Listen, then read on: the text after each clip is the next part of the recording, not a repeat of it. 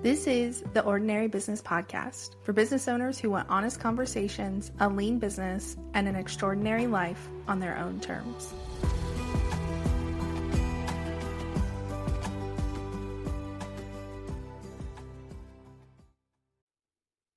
I made a post in June 2025 about someday I will host the Ordinary Conference, and the speakers will be people who make less than 300,000, have less than 5,000 followers. I think there was another bullet point in there, and then I said there will be snacks.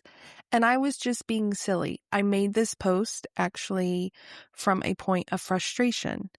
I was about to go to an event and was trying to arrange a lunch date with a longtime internet friend who actually blew me off because I wasn't a fellow speaker, and it just struck a nerve with the usual, like, I feel like just because I'm not some millionaire, I'm getting blown off, and it really annoys me.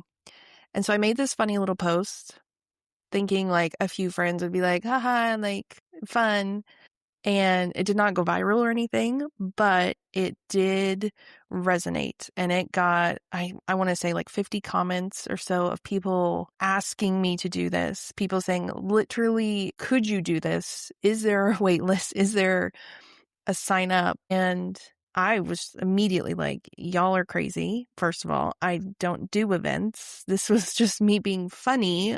And really internally, one of my first thoughts was, I can't do that because I actually have tried an event before and it failed.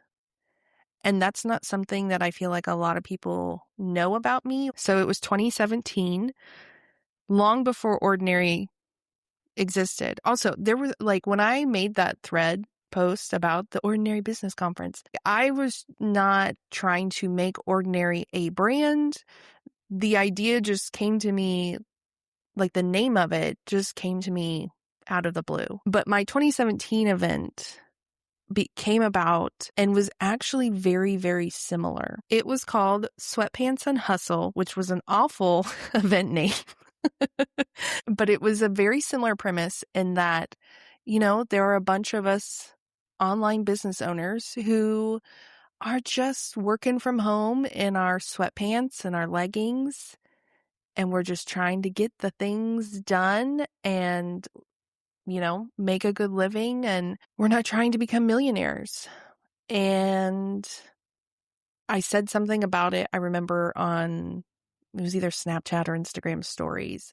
And very similarly was like, you know, it would be so fun to host an event someday where we all just show up in sweatpants and we don't have to show up in like business casual clothes. And just like my Ordinary Threads post, so many people responded and also agreed and said, that would be so fun. I would totally sign up for that. So I went for it because that's just what I do. So I bought the domain, I got a venue, I put down a deposit, I made the sales page, I made a promo video, put the tickets up for sale, and did not sell one single ticket. I actually remember the tickets were about the same price too. They were under $200, if I remember correctly.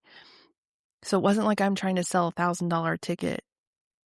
And I eventually had to cancel it, lost most of my deposit, went through obviously like some embarrassment about having to cancel that.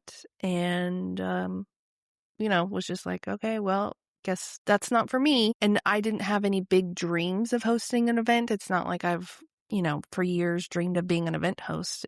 If anything, the exact opposite.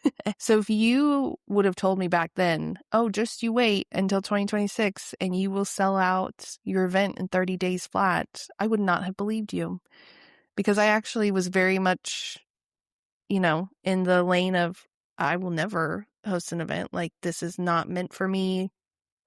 I can't do events, you know. But as I'm recording this, as of this morning, I have sold out the Ordinary Business Summit live, and it happened in 30 days.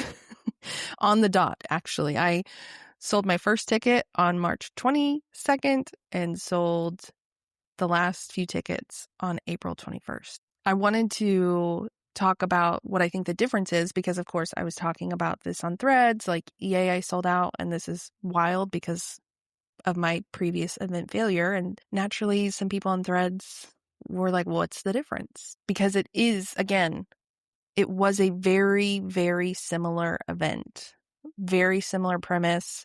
It just didn't have the Ordinary name on it. But here's what I think made the difference. One, the biggest one, really, community. The context of me hosting an event made more sense this time because last time it was just, here's a web designer who wants to bring together people randomly. And while I am still just a web designer, I have the Ordinary business brand that kind of gave the event a reason to exist. And so bringing together business owners, gathering in person, all of us who are trying to make our businesses better, not bigger, it all made sense more than just a web designer hosting a random meetup. This isn't to say like, well, you have to create a second brand or you can't be a copywriter who holds events. That's not what I'm saying. I definitely think some people have built better community within their own business. I'm just saying for me, in my experience, the community aspect, it helped it make more sense and give it more context. The next thing, I have a larger following than I did back in 2017.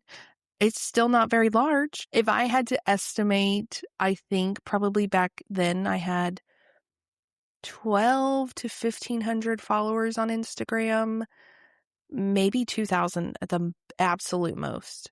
That's compared to I think I'm at like 5,000 and some odd followers now. Threads didn't exist back then. Email list is about the same probably because y'all know that I don't really have a big email list. And so that wasn't a big part of it. But yeah, the following helps. Obviously, like I'm not going to sit here and act like that didn't affect the sales. Now, I don't think very many of my sales came from my Just Creatives Instagram account because I don't talk a ton about my things over there.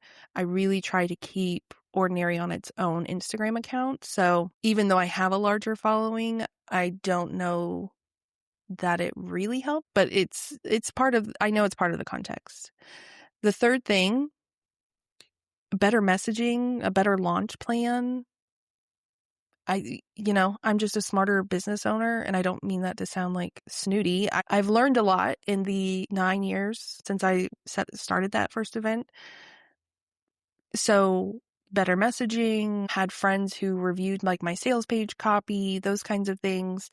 Again, doesn't mean like, oh, you need to wait until you're X number of years in business to do an event. I'm just saying like I can make better decisions on this. And then lastly, I think this kind of goes along with all of the previous things. I think I've just built more trust. I've done the summits, I've done the podcast, and I think people experiencing the brand virtually helped with them being like, well, I know what this is going to be about. And I know that she's done X, Y, and Z. And so I think that's part of it. Like, again, I have the community so people know me. They've built some trust with me. Again, I have more people in the community, and that paired with better messaging and a better strategy, I think helped build that trust. And again, when I made that silly post, this wasn't like a secret launch plan about like, okay, I'm going to make this post and then do summits and then eventually lead it up to a real event, because I really resisted even starting the Ordinary. I kept just saying, I don't want to do an in-person event. I don't want to do an in-person event. And things just changed over time, and I decided, why not? Why not try it? But I want to leave you with a question that I hope doesn't sound too cheesy. What is the thing that you have tried before that didn't work that might actually just need a different version of you behind it, or might need to be done in a different format or a different way. Maybe it's just a service, maybe it's a podcast, maybe it's an event, but if you're like me and sometimes cross things off a list too quickly as a failure, I would encourage you to think about maybe it just needs a different version of you. Maybe it's not for this season of life. Maybe it's something you try later. But I'm excited to see the 30 of you that will be here at the Ordinary Business Summit live in Atlanta in just a few months. And who knows? We'll see what else comes next. But thank you all for being here and being part of this community.